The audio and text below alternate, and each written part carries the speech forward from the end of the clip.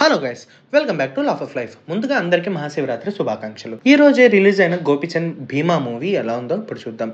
After a long time Gopichand ఒక police క్యారెక్టర్తో Golimaar తర్వాత ఈ మూవీలో కనిపించారు.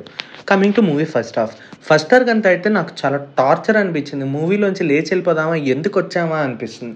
Comedy outdated, script outdated, screen play outdated, story outdated, ఇలా చెప్పుకుంటూ పోతే అన్నీ అవుట్డేటెడ్. ఫస్ట్ అరగంట 45 minutes తర్వాత ఈ ప్రీ ఇంటర్వెల్ దగ్గర నుంచి ఈ మూవీ అనేది పిక్ అవుతుంది. ప్రీ ఇంటర్వెల్ నుండి ఇంటర్వెల్ దాకా జరిగే ఫైట్ కూడా ఓకే అని చెప్పుకోవచ్చు. Coming to movies second half అంతా అసలు భీమా ఎవరు, భీమా ఎక్కడి నుంచి వచ్చాడు, అసలు భీమా పోలీస్ ఎందుకు అయ్యాడు, అసలు భీమా టార్గెట్ ఎవరు అనేది చూపిస్తారు. Coming to music plot, Ravi Barsur KGF తర్వాత తెలుగులో ఇది ఫస్ట్ మూవీ. ఈ మూవీలో మ్యూజిక్ అనేది సరిగ్గా లేదు.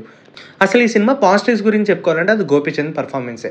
తర్వాత లవ్ ట్రాక్ ఈ సినిమాలో ఎందుకు పెట్టారో నాకైతే అర్థం కాలేదు. ఓకే, లింక్స్ ఉన్నాయి అనుకోవచ్చు, but it's a headache thing. Songs, ఒక భీమా టైటిల్ సాంగ్ తప్పితే ఇంకేదీ బాగుండదు.